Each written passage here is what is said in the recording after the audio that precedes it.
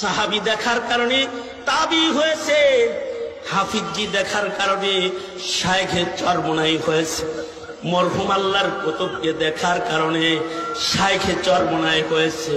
কিয়ামত পর্যন্ত এরকম আকাবির দেখে দেখে, ভালো মানুষের চেহারা দেখে দেখে তোমাকে ভালো মানুষ হইতে হবে।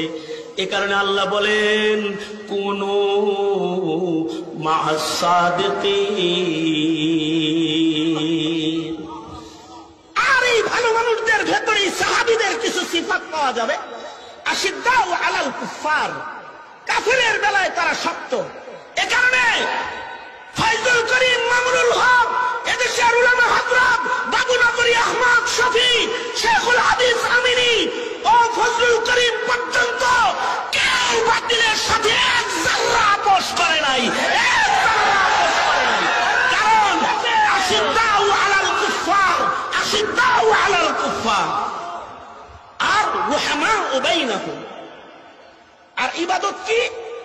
তারাহুম রুকআন সুজদান ইয়াবতাগুনা ফাদলাম মিনাল্লাহ।